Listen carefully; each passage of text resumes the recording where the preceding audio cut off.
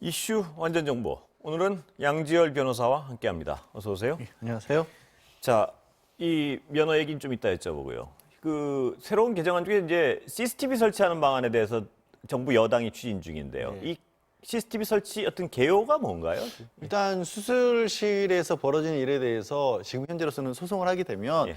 이제 기본적으로 이 피해를 입었다고 주장하는 쪽에서 입증을 해야 합니다. 예. 그런데 가뜩이나 전문적인 어떤 분야이기 때문에 실제로 얻을 수 있는 것은 그냥 병원 측에서 제공하고 있는 진단서와 관련된 서류들 예. 위주일 수밖에 없거든요. 근데 그거를 막으려면 예를 들자면 그냥 당장 대리수술을 한다거나 예. 아니면 의사가 아니라 다른 비의료인의 어떤 의료행위 같은 것들에 개입했을 때 CCTV만 있어도 이런 부분을 막을 수도 있고 예. 또 거기에 추가적으로 강력한 증거를 확보할 수 있는 수단도 될 수 있기 때문에 예. 이 부분이 필요하다는 그런 여론이 계속 있어 예. 왔던 겁니다. 근데 지금 그 논란이 되는 건 CCTV를 병실 입구에 설치하느냐 아니면 병실 내부에 설치하느냐 이거 가지고도 논란이 있는 것 같은데요. 사실 이제 원래 궁극적인 어떤 필요성을 따진다면 수술실 내부까지 촬영을 할 수 있다라면 훨씬 좋을 것으로 예. 보이죠. 그러나 이게 이 수술실에 급격하게 들어간다는 부분이 또 이제 의료협회, 의료계에 굉장히 반발도 있을 수가 있고 두 번째는 말씀드린 것 같은 큰 어떤 뭐 절대로 있어서는 안 될 불법적인 것들은 입구를 막는 걸로도 상당 부분 막을 수가 있다라는 예. 것도 있고 그리고 내부를 촬영하는 것은 환자라든가 보호자의 동의 없이는 또 불가능하지 않습니까? 예. 그런 부분이 있기 때문에 지금으로서는 어찌 보면 이제 약간의 타협안으로 입구에라도 예. 그럼 설치를 하자라는 쪽으로 현재 여권에서 한 발 정도 물러난 것처럼 보이고 있는 그런데 거죠. 아까 말씀하셨듯이 이 의료 사고가 일어나면 혹은 어떤 의사들의 어떤 과실에 의한 사고가 일어났을 때 분명한 어떤 책임 방기랄까요? 네.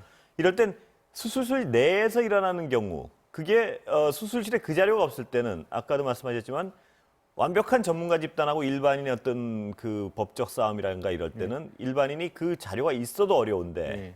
뭐 그런 측면에서 내부에 있는 게 필수적이다 이런 여론이 훨씬 더 많은 것 같은데요. 그런 부분도 있고 훨씬 그러니까 내부에 놓는 것이 그냥 입구만 비추는 것보다는 당연히 더 예. 좋을 수는 있습니다. 그런데 또 한편으로는 어찌 보면 너무나 그 내밀한 부분에 들어갔을 때 CCTV만으로는 불가능한 부분도 있거든요. 이 CCTV라고 하는 게 의사가 수술하는 장면 자체를 위해서 이렇게 촬영할 수는 예. 없는 거 아니겠습니까? 예. 그렇기 때문에 진짜 어떤 뭐 약품이 바뀌었다거나 아니면 시술 과정에서의 의사에 있어서는 안 될 실수라든가 이런 것까지 꼭 CCTV가 100% 막는 건 또 아니거든요. 그래서 예. 말씀드린 바와 같이 어느 정도의 타협안으로서 추진된 부분이 입구를 막는다라는 부분인 거고 그게 있는 걸로도 어찌 보면 뭐 한 단계는 좀 진일보한 그런 상황이 아닌가 싶습니다. 예. 근데 이제 워낙 어떤 황당한 의료 사고도 많으니까 이제 그런 여론이 있는 것 같습니다. 예를 들면 내부에서 의사가 아닌 어떤 영업사원이 수술을 한다든가 이런 건 적어도 CCTV가 있으면 절대 시도도 하지 않지 않겠느냐 뭐 이런 여론이 있는 것 같습니다. 그렇습니다. 그건 그 입구에 설치하는 걸로도 그거는 막을 수 있지 않을까 최소한 이런 얘기가 나오는 거죠. 그러니까. 네. 예. 예. 그런데 그 법안 자체가 아까도 말씀드렸지만 여론상으로는 이왕 할 거면 철저히 해서 의료사고 그걸 뭐 무조건 프라이버시 문제 같은 거는 공개를 못하게 하고 사고가 있을 경우만 공개하도록 한다거나 이런 어떤 보안 방법은 충분히 있으니까 그럼 이왕 만드는 거 철저히 한 어떤 진일보한 수단을 만들 필요가 있지 않겠느냐는 여론도 많은데요. 예. 그거를 못하는 이유는 뭔가요? 결국 지금 아까 조금 전에도 이제 의료의사협회와 예. 갈등을 벌이고 있는 것처럼 예. 의사분들이 상당수가 이 부분에 대해서는 반대하는 입장. 예. 그러니까 뭐냐면 잠재적인 범죄자 취급을 하는 게 아니냐라는 것이 있고 또 그 수술실 내부에서 하는 활동들을 보고 있다고 하는 게 굉장히 프라이버시를 침해하는 것이라고 또 인식하는 그런 부분도 있어 보입니다. 예. 저도 그 부분에 대해서 찬성하지는 않는데요. 예. 사실 우리가 이제 어린이집 같은 것들, 그러니까 어린이 보호 시설 때는 이미 상당 부분 반강제적으로 이제 설치를 하는 예. 쪽으로 변화를 했고 그때도 문제가 있을 때만 그럼 들여다볼 수 있도록 하기 그렇죠. 때문에 그런 건 보안 어떤 방법이 있는 것 사생활 같은데? 비밀 예. 침해 이런 부분들은 보안 방법이 충분히 있거든요. 예. 그럼에도 불구하고 현실적인 지금으로서는 의사라든가 의료 단체의 어떤 영향력이라고 해야 될까요? 예. 이거를 국회에서도 다 극복을 못 해내고 있는 거겠죠. 예. 그 아까 리포트 잠깐 들으셨지만요. 그 부분 얘기를 좀 해보게. 의사협회에서 새로 요구하는 건 의사 면허의 발급과 재발급의 권한을 의사협회 달라. 뭐 이런 얘기 같은데요.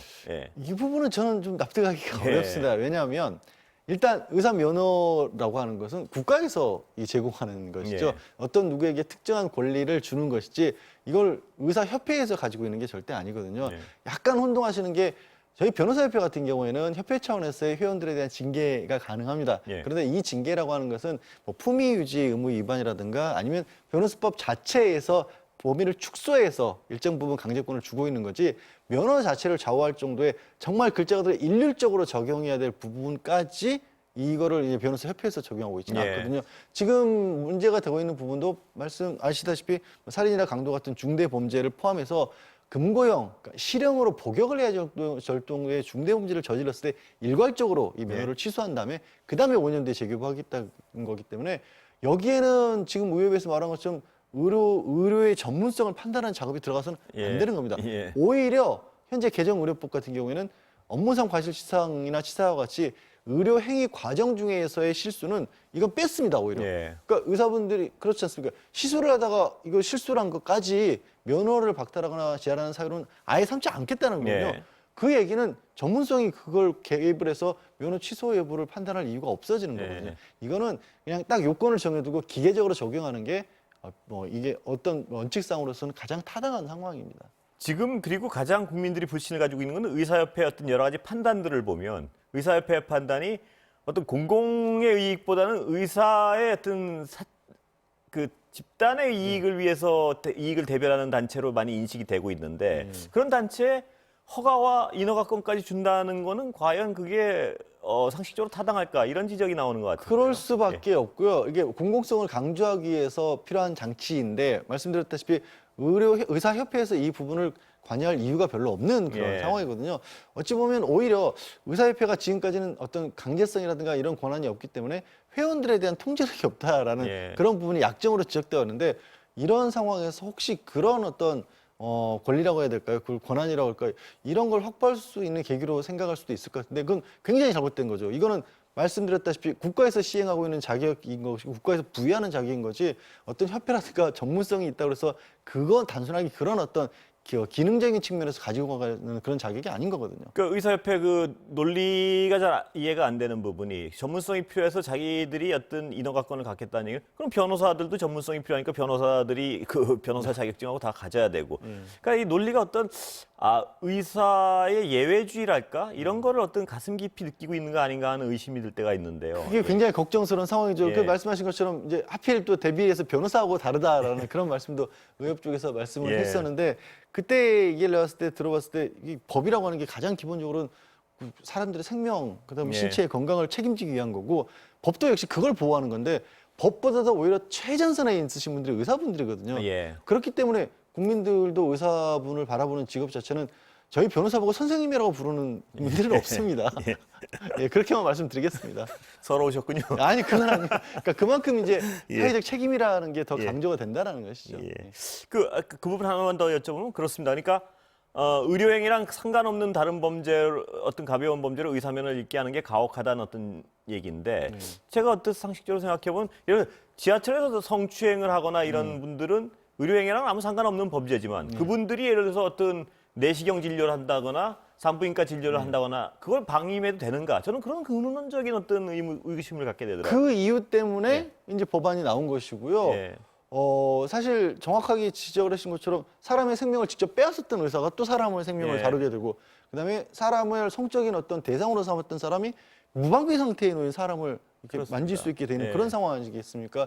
게다가 이게 왜 이익과 관련된 부분으로 지적을 할 수밖에 없냐라면 아시다시피 법 개정, 제정하고 개정하는 과정에서 2000년 이전에는 면허에 대해서 이 취소하는 사유가 비교적 많았습니다. 그런데 이 이른바 의약분업을 하는 과정에서 당시 국회에서 의료계와 타협을 하면서 의약분업에서 이 처방만을 의사들이 가져오는 대신에 원래부터 가지고 있던 권리가 아니란 그렇죠. 말이죠. 그리고 예. 나서 이거를 어떻게 보면 그 내부를 풀어버린 건데 그래서 그 이후에 문제점들이 굉장히 20년 넘게 이게 문제다라는 게 꾸준히 지적이 되었거든요. 예.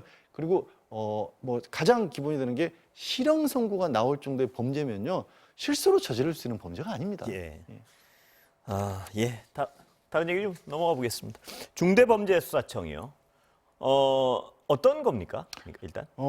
일단 지금 현재의 법적으로 지금까지 이제 올해 1월부터는 달라지긴 했습니다만 기존에는 검찰이 수사와 기소의 권한을 모두 독점을 하고 있었죠. 네. 근데 올해 1월에 달라진 부분들이 뭐냐면 경찰에서 1차적 수사 종결권을 가지고 일부 범죄, 6대 범죄를 제외한 나머지에 대해서는 이 국가수사청이 만들어서 경찰의 기본적인 수사를 예. 하도록 한 겁니다. 그런데 말씀드린 것처럼 6개의 범죄, 뭐 경제라든가 재해라든가 이런 부분에 있어서는 검찰이 여전히 가지고 왔고 그리고 고위공직자에 관해서 또 공수처가 예. 가지고 있는 거였거든요. 그러니까 공수처가 가지고 있는 고위공직자에 대한 수사 부분이 떼어져 나왔고 전반적으로 큰 폭의 이 수사 부분이 경찰청에 떼어져 나오는데 여전히 검찰이 가지고 있는 6개의 범죄에 대해서는 중대범죄수사처에서 담당을 하도록 하겠다. 예. 이게 좀 비유를 하자면 미국의 FBI 같은 거라고 생각을 하시면 될 것 같아요. 무소불위가 될 것이다. 이 비판에 대해서 어떻게 보세요? 그거는 예. 일단 기소와 수사가 분리되는 순간 무소분이라는 얘기 나올 예. 수가 없습니다. 아무리 수사를 해도 검찰에서 재판에 안 넘겨주면 수사는 아무 의미가 없는 거거든요. 예. 그걸 떼놓자는 게 지금 모든 수사권, 기소권 분리의 원칙인 거죠. 중대범죄수사처에 대해서는 다음에 한 번 더 여쭤보고 지금 시간은 다 돼가지고 네. 제가 짧게 꼭 짚고 여쭤보고 싶은 게 하나 있어가지고 중대범죄수사처 문제는 다음에도 더 네. 추가로 여쭤보겠습니다. 저거요. 그 접종 관련해가지고 의사협회가 안 할 경우에 네. 한의사협회가 우리가 하겠다 이렇게 나섰는데 그게 법적으로 어떻게 됩니까? 일단 다 옳고 그른 걸 떠나서. 현재 감염법도 그렇고 의료법도 그렇고 한의사도 의료인으로 명기를 하고 있고요. 예. 심지어 감염법에서의 신고, 그러니까 감염이 의심되는 사례의 신고 의무 같은 것도 한의사도 부담을 하고 있습니다.